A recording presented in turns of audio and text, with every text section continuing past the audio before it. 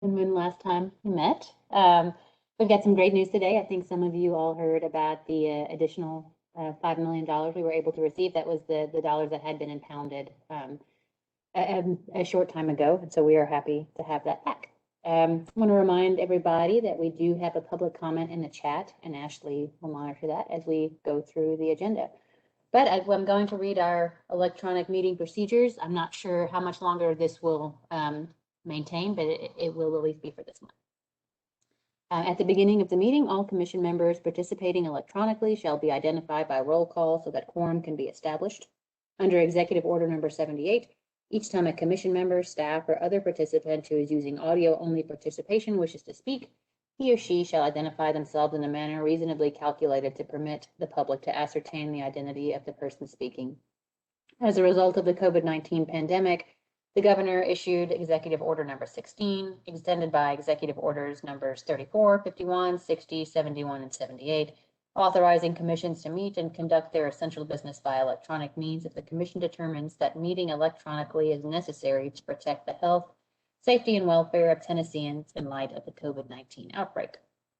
Before considering items on the agenda, the commission needs to determine by roll call vote that the meeting agenda constitutes essential business of the commission and meeting electronically is necessary to protect the health, safety, and welfare of Tennesseans in light of the COVID-19 outbreak. All votes during the meeting shall be called by roll call. So I think we'll start with the first one. We do need to take a vote saying that this meeting agenda constitutes essential business. And so I will go around the room if I have a second for that or a motion. Motion. Second. Second. All in favor? And I'll have to do this by roll call. Kathy for 6 Warren. Yes. Councilmember Colby Sledge. James Simmons. Laura Kuhlman. Yes. It's Chris Farrell. Yes. Okay. And do I need to call roll again since we just went through that? Okay, I'm going to skip that. We're gonna jump ahead to review and approval of the minutes. Hopefully you all had a chance to read those. If everybody has and is amenable to approving those, I just need a motion for that. So moved. Second. Second. Okay, go back down the list. Kathy for 6 Warren. Yes. Councilmember Colby Sledge. James Simmons. Laura Kuhlman. Yes. Jim Schmitz. Chris Farrell. Yes. Okay. Well, I'm going to kick it over to you, Ashley, to talk about our project progress and financial update. Thank you, Gina. Okay, so we've, as Gina mentioned, the virtual commission meetings have been approved through April 28th, 2021. They don't anticipate that being renewed again, so I would just go ahead and plan to meet in person in May, and I'll update you all, of course, if I hear anything about an extension. As far as our project progress and some financial updates, we did have a final draw on 4 properties with Rebuilding Together for completed rehabilitation of those properties from their round 3 grant. Affordable Housing Resources completed 4 draw requests for 3rd and 4th draws on 4 properties from round 4. Construction is progressing and should be wrapping up pretty soon. The titles from the AHR back tax lots are also continue to be cleared, and they should be able to begin construction on 2 of the properties after a lien was removed by Metro. I helped them note with that. The 3rd title is still in progress, and this is in reference to the extension that was granted by council this month and extended their timeline into the fall. They expect to need another extension for the 3rd property, but we'll update the commission in the fall. In round 6, we had Crossbridge complete their 2nd draw on the development on Lindsley, so good progress there and continuing to move on those units. And then in round 7, Living Development Concepts completed their 3rd inspected draw on the Booker Street property. Construction is on schedule for all of their round 7 properties, and Affordable Housing Resources completed 3 draw requests for 1st and 2nd draws on 3 properties from round 7. As just a brief contract update, all the contracts have been sent out to grantees for review, and we do have one aspect of the contract that we plan to talk about in this meeting as part of the new business. So we'll make sure to cover that. But so far, I've been able to work with everyone on their draw schedules, and their contracts are ready to be approved and move forward, given a grantee meeting just to go over their contracts and then get some signatures. So things are progressing there as they should be as well. And I think that's all I have for that particular section.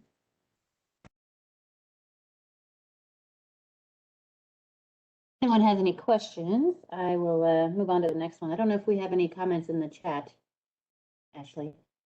Not yet. Okay, we can come back to that at the end if anybody has some questions or something they'd like to share.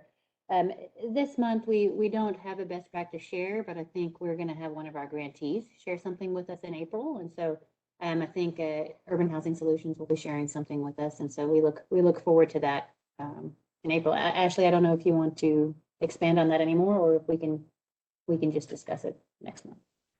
Sure. It will be Kelsey Osman, who I did see on the attendee list. Hi, Kelsey, as well as Brent Elrod from Urban Housing Solutions, and then Amanda Loper from David Baker Architects will also be joining them to talk about it. And they'll be talking about their experience at the Affordable Housing Design Leadership Institute and workshopping design for affordable housing development. So that could be a really good one to attend if you are an attendee that has some design questions, or design is has been a problem for you in the past as far as it applies to your developments or proposals. I would definitely recommend attending and hearing those folks talk about that and their success with it. Welcome, Colby. I'm glad that you were able to join. Okay, we're going to move on to new business, and I think this one will be a really great discussion. Ashley and Hannah have some good thoughts for us and potential recommendations for the $5 million I mentioned earlier, plus a few other things Ashley referenced as far as contract terms and things of that nature. So Ashley, if you and Hannah you two want to talk through that, and let's hear what all the commissioners' thoughts are. Great. Yeah, so always exciting to have more money. What a great problem, right? So the $5 million that was allocated to Barnes, again, that was from the impounded funds in 2020.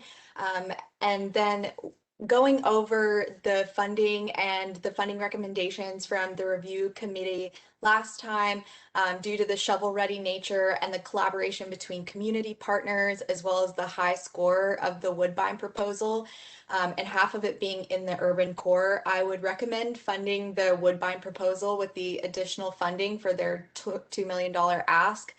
The rest of the funding I would put toward the fall round, just to increase the amount that we have available in the fall round. And then if you want to think about a specific allocation for that funding, I'm open to hearing what you all have thoughts on. I know that in the past, urban core projects have been something that are very important to the council, and we've received a lot of feedback from them. And insofar as they were almost not willing to pass our legislative packet a couple of rounds ago because of the lack of projects in the urban core specifically. And so I think there might be a good argument there to prioritize those additional $3 million toward specifically urban core proposals in the fall round. And that could be a really motivating factor toward getting our legislation passed for this last fall round through council. It's not, it's something you absolutely have to do or agree with me on. It would just be a recommendation that I have in that way. Land is obviously a finite resource, so there is a push to get what we can now and preserve the affordability while there is still availability, especially as more and more properties continue to be bought up, especially in the urban core where there is such a need for more affordable units. So that would be my official recommendation, but I'm definitely open and curious as to what you all are thinking, or if you have questions specifically about the Woodbine proposal. I would definitely be open to hearing that as well. How many responses to the RFP did we get that were not funded? How many were in that pool? There were 4 that we did not recommend for funding, or the review committee did not recommend for funding. 3 of those were relatively low scoring proposals, whereas Woodbine had an excellent score, one of the highest scoring proposals, and then they were declined on more subjective criteria, specifically around, who we've been granting, how often they've been granted, not necessarily only on the objective components of the proposal. I think there were some questions about capacity as well, Chris, and I think Ashley has followed back up with them to really answer those and make sure that that's not an issue. Okay. But there were only 3 other proposals, and they were sort of qualitatively in a different bucket than. Okay. And how many units does this represent again? And can you confirm? I'm sorry, you probably sent this. I'm remote. Can you just give me a quick overview, or excuse me, of how many units that represents and in what particular district that resides?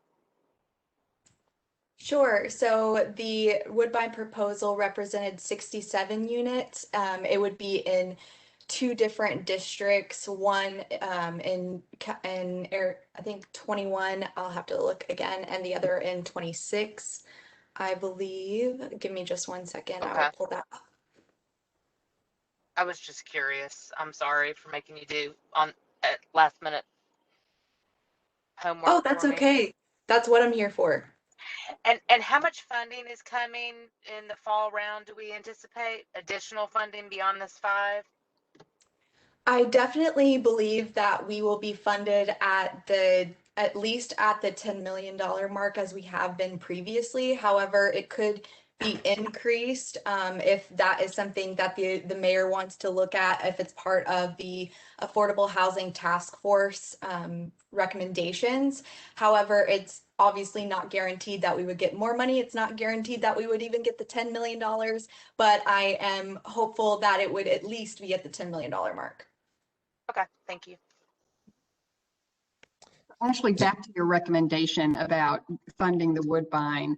I mean, it's certainly considered best practice for grant makers to take burdens off of partner organizations, and this would be a way of not requiring them to go through another application process and a waiting process. So if you and Gina, who know the application, of course, better than I would say it's a best practice to do what you're advising. Yes, I agree. This definitely would take a lot of burden off of them, especially because the proposal that they sent in is already shovel ready, and they're ready to move on it as soon as we're able to approve it, if we are able to approve it. They had some community partners that were obviously upset by the decline notification, and so that strained the relationship that they've worked to build in their community, which is, of course, not great. And you don't want to be part of that. Sometimes as a funder, you don't have other options. And so if we are presented with the ability to grant them, I do recommend that at this time. And I was correct that it was in 2 council districts, and that is 21 and 26. Do you have, I was looking back through my emails from you. I don't see, do you have a profile of this project that you sent out? Something? I did not for this specific commission meeting. I did, however, send it out for the last meeting, but I Okay. would be happy to read one really quickly to you if that would be helpful. Okay, I can also look through my old emails here, but go ahead. It's just a short summary. I think it would help everyone to hear it. Yeah, absolutely. So, okay. Let's see.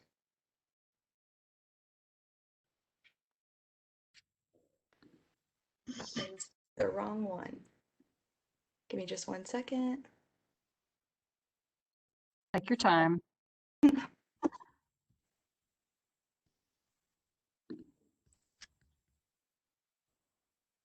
Are you needing the presenter ball, Ashley? No, I don't believe so. I'm happy to just read it. It would be Okay, no problem. fairly quick if I was quicker. And as always, thank you to our team from IT for supporting us today. So thanks for being here, Dontre. No problem. And while we're Okay. doing that, congratulations, Hannah, on your baby. We're real excited for you, and it's nice to have you back, but it's also wonderful that you have a new arrival. Thank you all so much. So wonderful to be back. You know how much I love you guys in the housing community. So I'm just here to support Ashley. I know she's been doing a great job, but did want to say hi and get to see everyone and say hello. Okay, and with that, and of course, I'm happy to have Hannah back. I always had such a feeling of guilt if I had to text her about anything while she was gone on maternity leave, but now I never leave her alone and I don't feel guilty at all.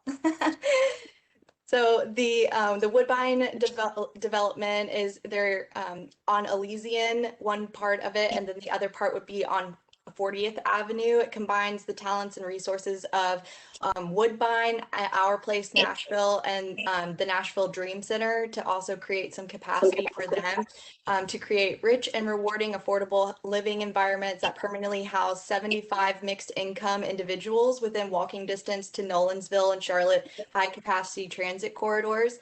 The project will be an attractive housing opportunity for individuals earning below 60% and greater than 80% AMI. Housing service coordinators will facilitate delivery of wraparound services while maintaining an environment that promotes collaborative living.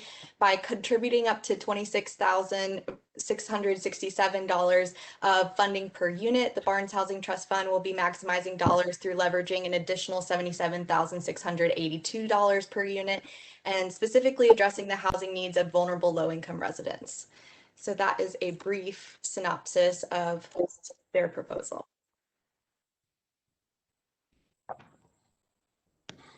So Gina, do you need a motion? Or Yeah, I do see Colby has his hand raised, so. Oh, okay. Colby, if you have a question.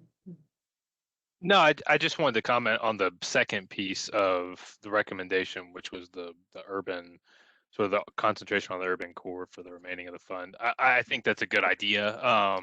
But we've talked about this before. Obviously, I think all the points that I would have made were articulated, but I don't want to underplay the role that the council has asked us to take in being very intentional on that. So I think that recommendation is a good one to make, and those paired, I guess I don't want to steal Kaki's thunder, but I was going to make the motion to approve both of those if everyone's comfortable with it.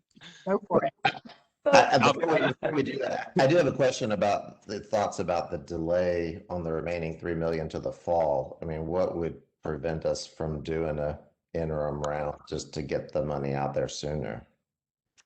Nothing would necessarily prevent us from doing that. However, I would think that in order to give folks a little bit more time to really put together quality proposals, I think it would be in our best interest to wait until the fall round. And I think it would also allow us a little bit more flexibility in changing some of the application and changing some of the requirements, which we've thought about doing for a little bit now. So it would be my recommendation just to wait until the fall round, because hopefully we'll be able to get the fall round out a little bit sooner than we have in the past and take some of the burden off the applicants in the fall round. So I think especially if we decide to provide a specific allocation to urban core or various other, allocation pools, then it would allow people a little bit more time to put together a proposal that really makes sense for their community needs and what they have the capacity to do. I think that since we're doing so much talking about the urban core too, it is that really plays into a question from the Q&A from Kelsey. She asked if we could define the urban core and take, allow people to understand really what that means, since there isn't necessarily a set definition. This is actually something funny that I encountered when we were originally talking about the urban core. went and asked Metro Planning, I was like, where is the urban core? People keep talking about the urban core, but I don't know where that is. And I looked at almost every GIS map that exists, and there's not one. But I think, Colby, if you could give a short synopsis, I think that would be great. Yeah, sure. I mean, when we were talking through in the last meeting, I think Ashley had highlighted sort of the council districts that we sort of gave the definition of urban core. Roughly, I mean, if it was be helpful to the commission, I think there are definitions that we could use that would definitely encompass what we all, I think, sort of intrinsically consider the urban core.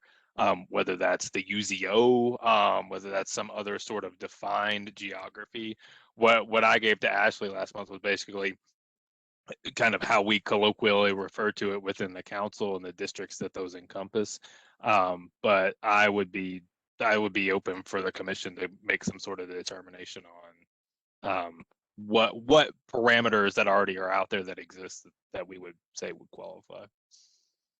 If there are going to be points Can I- based on it seems wise to define it. Yeah. Yeah, absolutely. I think just colloquially, as you said, like the urban core, we thought of council districts 5, 6, 17, 18, 19, and 21, which is what I highlighted in green in the funding recommendations as urban core. But if we do decide to allocate funding toward that at some point, I think it would be very wise in our granting policy to say this is exactly what is urban core to the Housing Trust Fund Commission, and this is what we will consider urban core. And since there isn't a set definition around it, we can use a colloquial one and do those districts as we've outlined, or we can do something else as Colby has kind of alluded to. Of course, if there weren't enough proposals to meet that $3 million mark for that set allocation, the rest of the funding would go to the broader funding pool. I also would like to comment, I think what you said about the UZO, Colby, makes sense. It might encompass a little bit more area, but still, it's still the urban zone, still typically served in the way that we would define an urban core. But, you know, certainly happy to hear any suggestions anyone has for that. Well, you know, a lot of times we'll have points that are on a scale. You get so many points if it's the closer in. That could also be considered.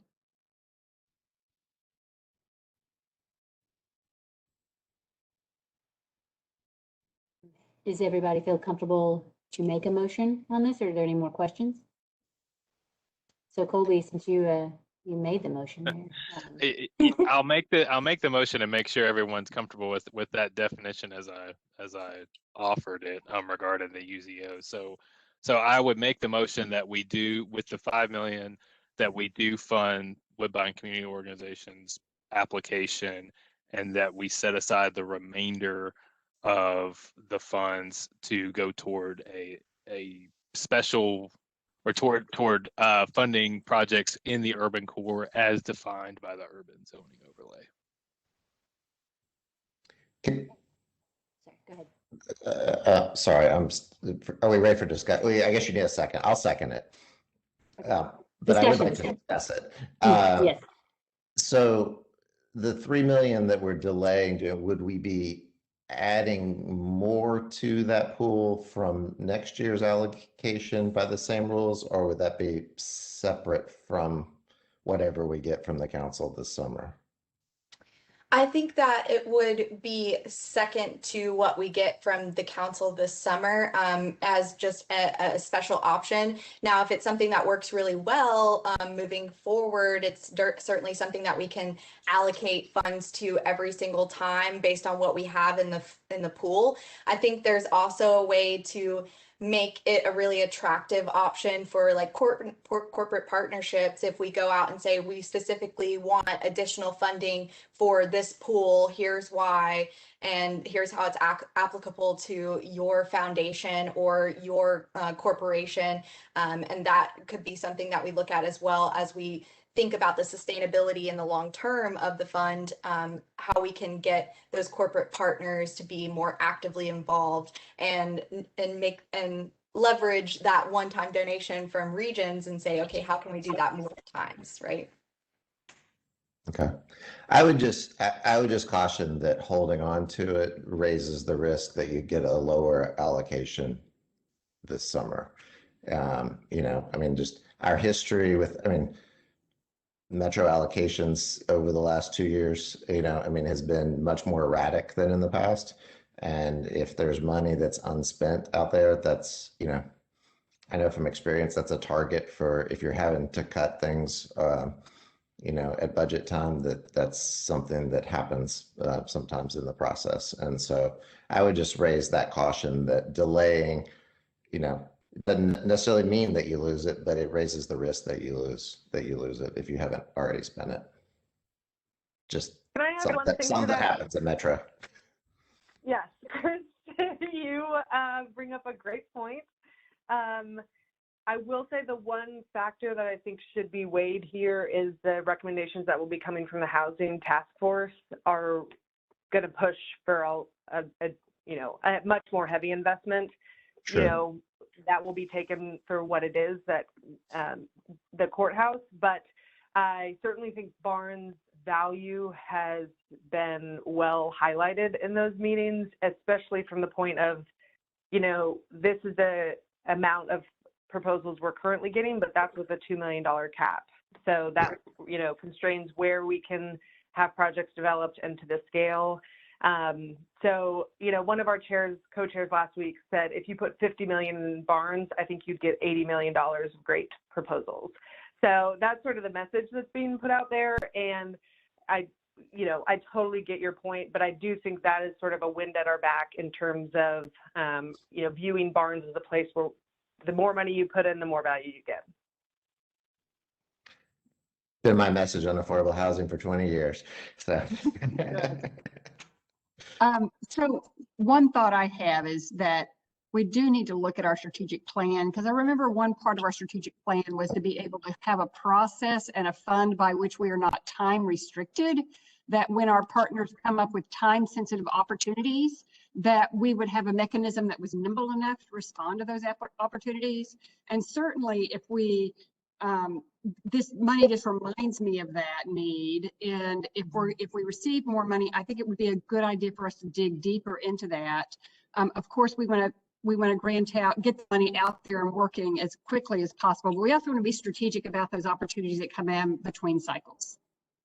And Kaki, that's a task force. That's high on the list of recommendations, because everybody agrees.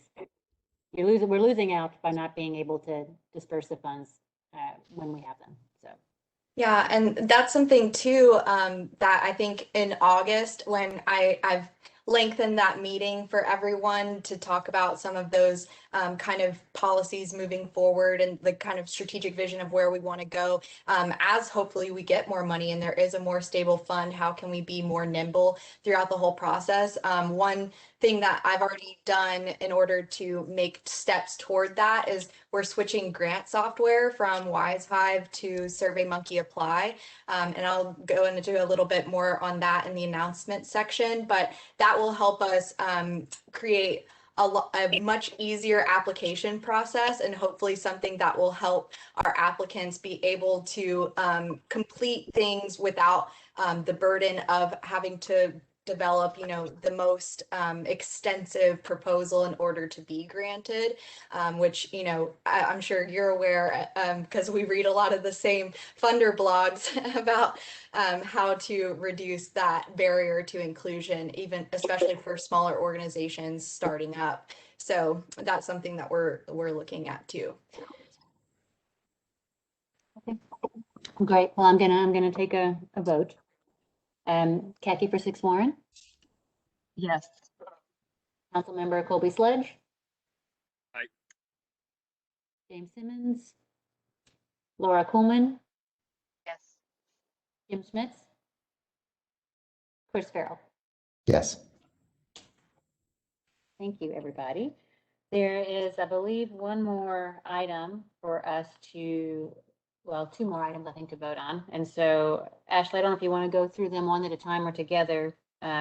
They have been, Ashley and Hannah have been talking to a lot of our grantees about a couple of these. And so it would be good to fill everybody in on that.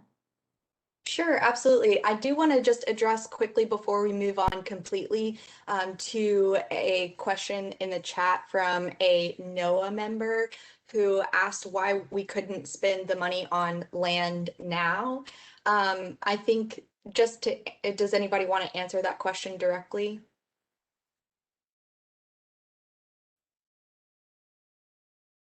I can. We don't acquire land. Barnes doesn't. I'm working with public property. A lot of this work is happening on the Affordable Housing Task Force side to try to open up some of these levers.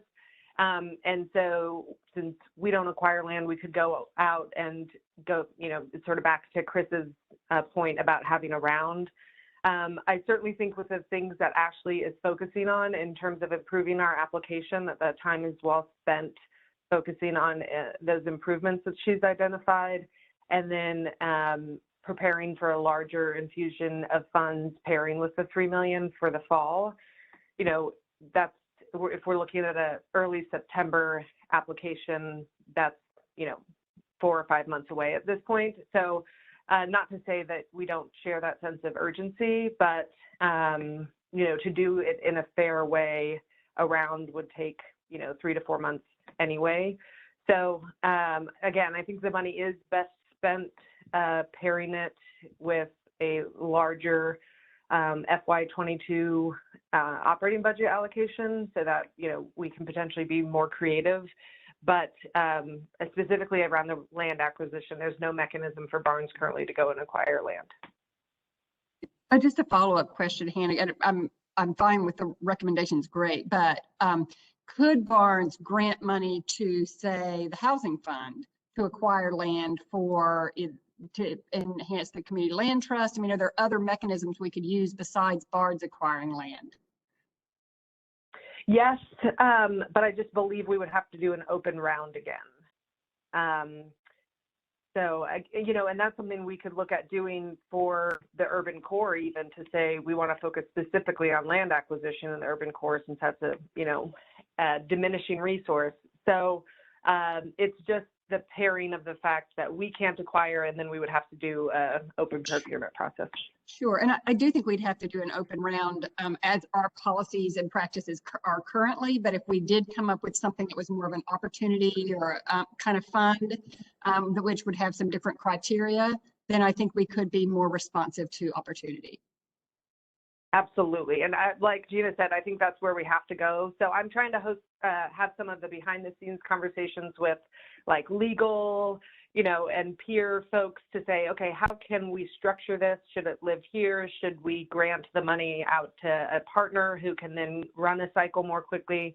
What are our constraints there, knowing that's going to be the recommendation from the task force? Do I see that Macy is on? Can she address that a little bit? I mean, is it really a function of our own internal rules, or what are our restrictions? I agree with what Hannah said about how I think that for fairness and transparency, we would need another round. Yeah. But in the future, if we like what Kaki was talking about, if we had a fund that was set up more opportunistically, we could set up rules that allowed us to do that. I mean, I think we have that sort of arrangement with the housing fund.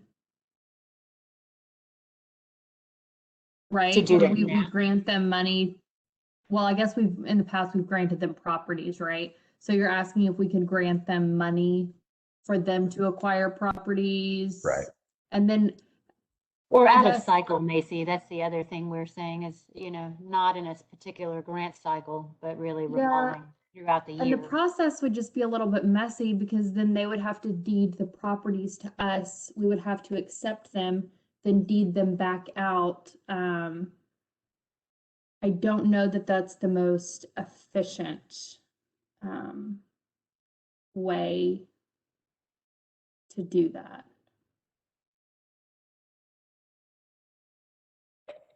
Okay, thank you.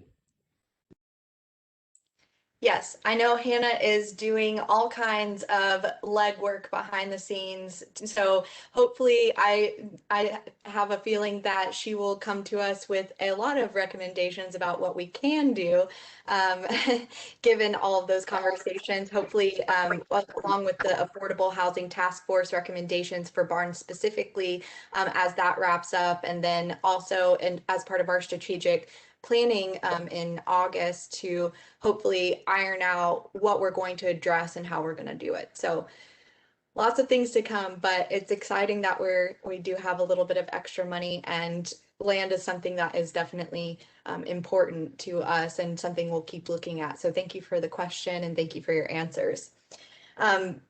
Since we're talking already about affordability and the terms of affordability in terms of land, now I would like to talk about time. So Hannah and I have been working with Macy and with our grantees to change the affordability term in our contract from 20 years to 30 years. There's nothing that says anywhere that we couldn't do that. It's just not what we've done in the past. But we know that the 20-year something is not, the 20-year term is only just how we've interpreted it in the past and not something that we're prevented from doing it. The 30-year term would allow us to be closer to the current requirements of LIHTC and moving toward long-term affordability and hopefully one day maybe perpetual affordability, right? As often as we can build in a longer term for affordability, I think we should do that. We've already reached out to all of the grantees from this most current round, and none of them have objected to it and have all agreed with the new term in their contract. So if I know this would be the first time anywhere in Tennessee that a commission has made a change like this to a municipal policy, but Nashville is a completely different market than some of the other Tennessee housing markets like Memphis. So I think that it makes sense for us to be the first to make that change because we're growing so rapidly. And I think this could be a great step in the right direction for long-term affordability. And it would cost no money to anyone to do it. Ashley, did you say that the current contracts are being written that way, or that you ask they are being written that way? So what I've drafted this for this current round, since we have the opportunity to make this change before it goes to council, all of the contracts that from this newest round of funding have been written as 30, just pending your all's approval if you feel so moved. I would be willing to make that motion, Gina. Please. Okay, if we, do we have a second?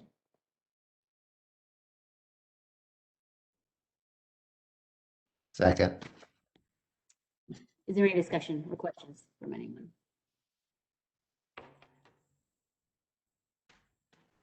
I do want to give kudos to our partners. All of the grantees, Ashley reached out to them ahead of time and shared, we want to make this move. We want to show that Barnes is putting, highest and best use in stewarding the funds that are given to us. And so they all said, we're bought in on affordability for the long term as well. So we are happy to make this. And we said, this is not how the original terms of the application were written. So if it's non-negotiable, your award is not on the line. So really just kudos to our partners for being so committed to this work with us and wanting to make this move this round instead of waiting. Okay, great. Okay, I'm going to go down the list for the roll call vote. Jackie for 6 Warren, Yes. Councilmember Colby Sledge,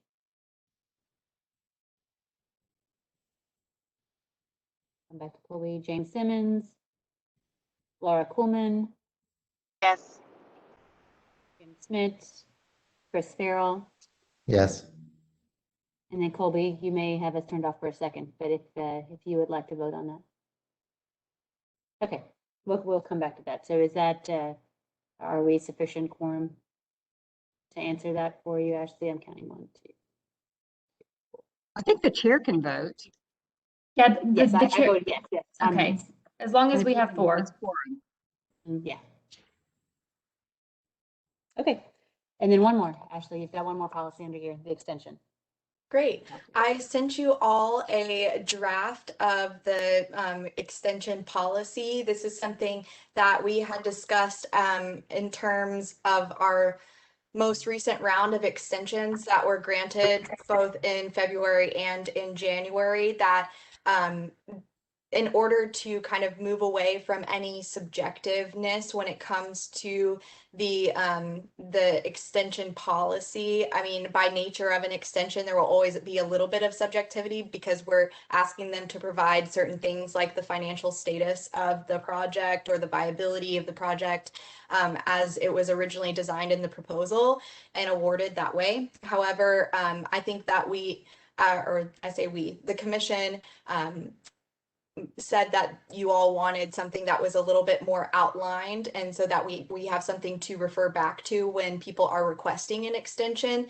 That way we have a policy to fall back on should there be any need to not vote in favor of an extension for any reason, and certainly having something written for all grantees to read beforehand or understand about the extension guidelines would be a first step in that direction. This is a draft, so I am open to changing any aspect of it. The main thing that I wanted to outline or add to it, of course, was that we know not necessarily that extensions will always happen for a first round, since 24 months is as long as we can go for a contract period, but that by due to the nature of construction and building, and when it comes to those things, sometimes things take a little bit longer than 24 months. So the first extension is usually not expected, but also not a surprise typically when we get those requests. However, second extension requests are usually due to more extenuating circumstances and should be viewed as something that is not necessarily a given when it's asked. So I tried to make that language sound as, not as confusing as I probably just made it sound, but also outline the certain circumstances when we would not think to grant an extension. Those things being, was there a contract breach that happened during any point of the execution of the grant? Was there is there financial resources to move forward with the development, or are they on pause because they don't have any money to move forward? Those would be instances where we would consider declining one. If you can think of other instances that should be added, I would be happy to add those, but I only thought of those two as very obvious reasons we would not want to grant an extension. But again, open for discussion. Do you happen to know, I mean, historically, what percentage of our contracts got completed within 3 years, within 36 months? Like what percent, or what percentage hung over beyond that? Right. I don't know that off the top of my head. Yeah, we haven't tracked that in the past, but I'm glad you brought that up, Chris, because we have all of the information. We've just never done it, and it could probably surface some interesting trends on, like, multifamily is probably much more likely to need an extension. First-time Right. developers are much more likely to need an extension.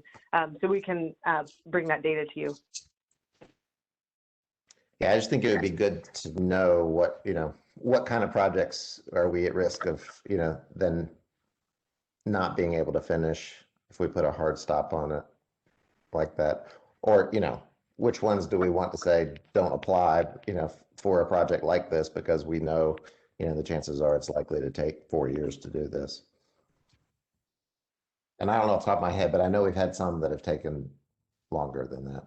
Yeah, I just remember, I think when Emily came to talk to us about some of the power Barnes has is first money in, that then helps leverage those other dollars. And sometimes those things take more than 24 months to put together. Right. So I just want to be sure that we keep in our heads that is a power that we have, is being first money in, and there's opportunities when that's important. The other question you had about other reasons to not grant an extension. I'm assuming that site control is part of, they have to have site control before they get a grant. Is there any reason we'd want to say loss of site control as a reason to not grant an extension, or is that a moot, kind of irrelevant? I'm going to lean on Hannah a little bit for this one. I don't know how often loss of site control happens when it pertains to our properties, but certainly something that we could add. Earlier rounds, people could get a Barnes grant without site control. And we've had a couple of instances where someone thought they had it, because as you know, on the scoring matrix, there's a scale of points, and the top being complete site control, but you could probably get it with, you know, you're on your way to site control. So again, that's happened in the past. That's been a reason for a grant extension that I can think of, but it is less likely going forward just with how competitive it's gotten. I suppose to Kaki's point about the first money in, I mean, we don't necessarily have to sign the contract immediately upon the award, right? I mean, so the clock could start, I mean, they could have the commitment from Barnes. If we know that they're trying to raise other capital off of, you know, matching funds off of our contribution, they could know they have the award before they sign the contract and not start the clock until they do. I mean, they could wait, I assume. So the clock starts, this is Macy, the clock Yep. starts running once these are approved by council. So what we do is when we have the grant contracts finalized, we have to, draft legislation and file it with council, and then the contracts are valid as soon as they're approved by council and signed by the mayor. I would also add that an aspect of the extension policy as written, one change that would be made to the extensions we've previously granted is that I added a reporting requirement during the interim of their extension request. Now, I didn't explain exactly what the format of the report is. However, I did want to make sure that we had an opportunity to have a conversation with those folks while they're in their extension period before they get to needing another extension. If there are barriers that we can help address as a commission before they actually get to actually needing the second extension, if that makes sense. Yes. I think we've had a couple of folks that we have discussed that, there are things that are straightforward, like title issues and things that they have to clean up, and that always takes longer. Zoning always takes longer. But for things like capacity building, I know we had a little discussion about that before. So I do think the check-in report would help with things like that.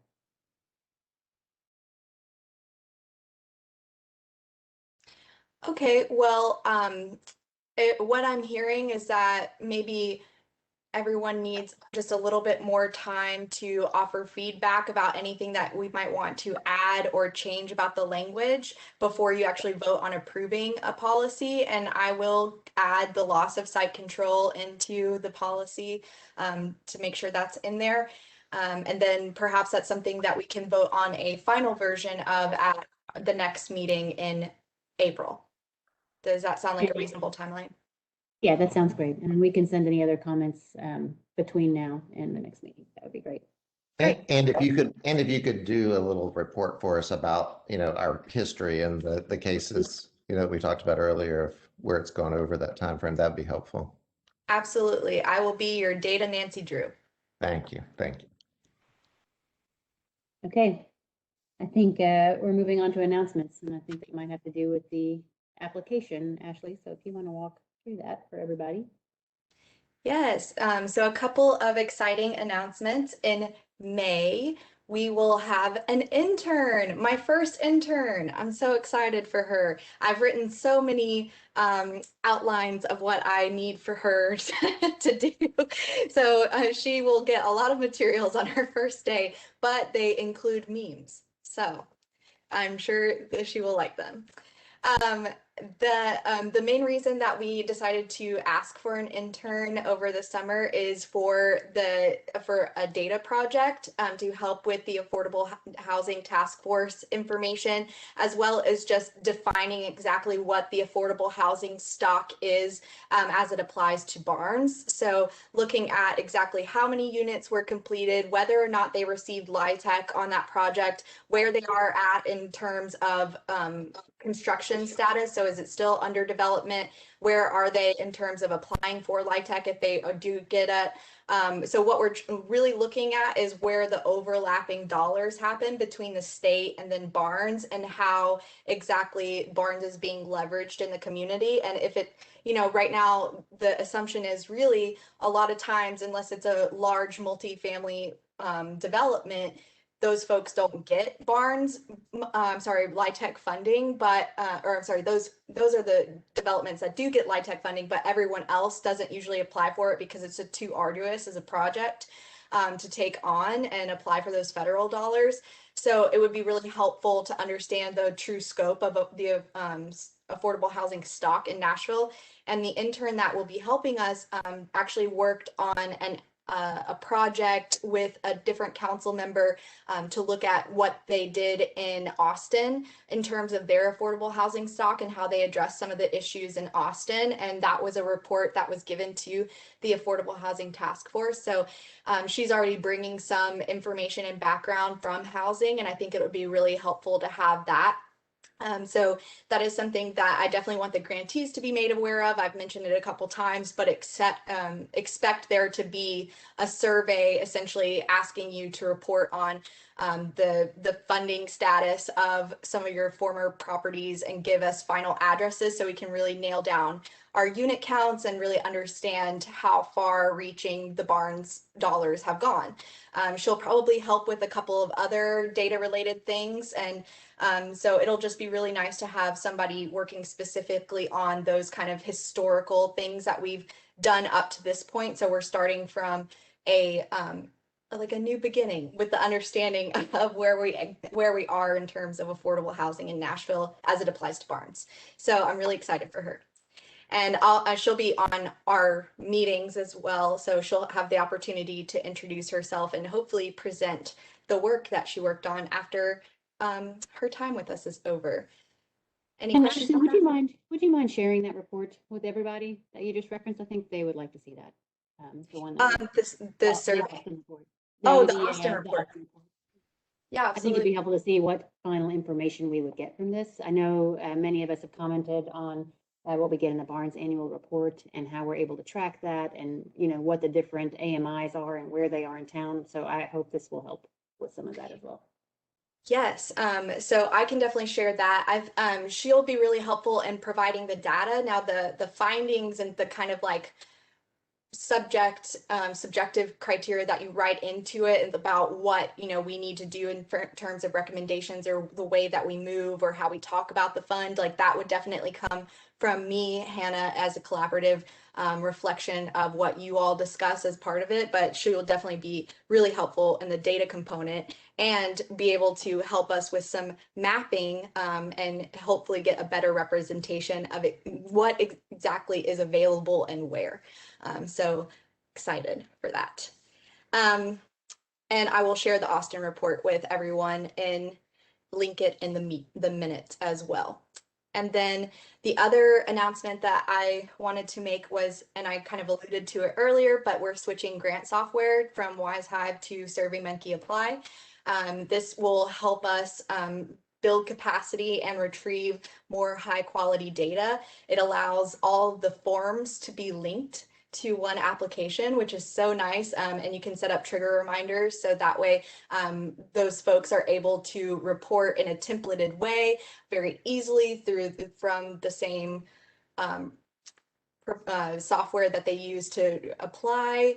And that way we can track their interim report, their final report, all in one place, which is so nice for me. It also has collaboration features for them, so they can have one account for an entire organization. So that means multiple people can work on the same application. That's really helpful for folks who don't have a dedicated grant writer. well, it also has the ability to have an eligibility quiz up front. So they can actually take a quiz that shows them if they're able to apply and what the restrictions are, or if, you know, can even suggest like go to a different application if we have different applications for, say, capacity building versus building or preserving or renting. So that's also very nice. And it has a lot of features about how to report. So you can integrate all of that data into Tableau or another dashboard mechanism. So that way we are moving toward that kind of interactive dashboard that we've talked about a couple of times. So that way we are reporting out on what we're doing more often in a way that's easy to access. So I'm really excited about that. Any questions? I feel like David S. Pumpkins when I ask any questions. Okay, well, that's all I have. I would say that one of my sons interned for Hannah's predecessor, and she used to have him read articles that she'd had on her to-read list and summarize them for, you know, write up short summaries. So it's a good way to work through your reading list if you have an intern. So. Oh, I didn't even think Good of that. idea. I will have her read all the most Trying to be boring helpful. reports. Ashley, can I share one thing before we adjourn? First of all, I really appreciate the research that Ashley did about switching softwares. I never enjoyed WiseHive. I doubt that our applicants did, and it really did not provide value in terms of that reporting side. So I want folks to know that as we switch, obviously we take your time seriously, and it takes time to, you know, create a new login and upload your documents. So that is intended to be a long-term home for Barnes. So please know that we don't switch lightly, and we won't be flipping around. And then one other just peripheral thing that I'd love for the group to be aware of is the rapid rehousing work that's going on throughout the county. There is a lot of federal funding coming that is focused specifically on people experiencing literal homelessness, which is a federal definition. And so I know we've talked here at the commission about being aware of the work that's going on in housing that doesn't fall under Barnes. So as of last week, there were 282 clients that had been permanently housed through that rapid rehousing work. That represents 195 households. So, and the goal is to house 400 individuals by July, and it looks like we're on track for that. Again, it looks like we'll be getting more federal dollars to continue that work. So, you know, that's your continuum of care folks, your homeless planning council folks. So a lot of our nonprofit partners who don't develop housing, but they do the social services side, have been integral to that. And so I just wanted to share that good news. I know that that matters for every aspect of our city when our neighbors have stable housing. So I'll keep you updated as those numbers increase. And one focus of the Housing Task Force is to have that connectivity. We know that, you know, homelessness needs an additional set of social services. It's not just the development and financing of housing, but everything's connected. So I wanted to share that good news. And Jamie, can I say one other thing? I keep lifting this up, and I will continue to lift it up. You know, we of the commissioners that are here today, only one is a person of color, and our entire staff and legal team are all white. And that to me is problematic because we don't reflect our community. And I know that it needs to be top of the agenda when we're meeting in August, but I will just keep raising it because it becomes very obvious on a day like today. Yeah. And I think Hannah and Ashley, you had asked us actually for some information. And I think all the commissions have been asked for information on that. So I hope that on who makes up each commission. So I do hope that that is part of the reason that's being done. Yes, absolutely. It's definitely something that Hannah and I talk about all the time and something that is very important to both of us individually and professionally. So definitely want to make sure that both through our application that we're reducing barriers as often as possible for all our applicants, and then also as well in our commission and the way that we reflect our community and the people that we're serving. And you know, if we're asking that for our applicants to report on their diversity and the way that they're inclusive as part of their organization, we need to be as transparent and thinking about that as often as we're asking it of others, right? So I definitely am grateful that you keep bringing it up, and I think that we will in the future have some updates to share about how we're going to do that. Nothing right now, but we are actively working on it. And then I just wanted to quickly address a question from the public. Kelsey asked about a current program or templated closeout report that would be more easily enabled us to track that kind of information moving forward, like self-reported information from grantees. And I think that we haven't done that up to this point, but SurveyMonkey Apply will be much easier for me to send out those kind of report forms in a very easy and accessible manner. Something I didn't mention as a feature that it has, you can also import information from GuideStar. So if you're an organization that already has a GuideStar profile, there's lots of easy ways to like bring in that information that isn't retyping everything like Hannah mentioned, but of course there always a little bit of a transition, but I'm hoping to have that all built out for everyone to look at and test out and see the UI of it before the actual application round. So you're not trying to learn a new software and applying at the same time. So that will be also helpful. But yes, to your question, Kelsey, we are working on more templated, formatted forms just to make the reporting process easier and make sure we're getting enough information as you know, stewards of the funds to make sure that they're going somewhere, but also, you know, and the way we talk about fundraising in general is how we are part of a larger story of the mission and not making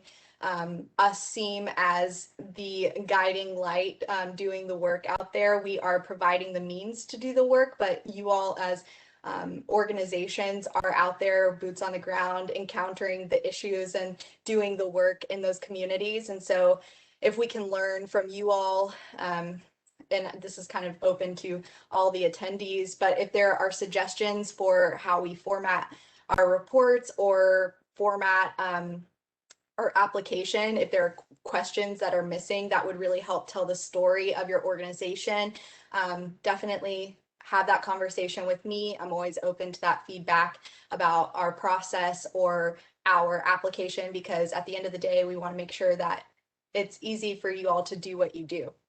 And that's all. I think that's where I would end it.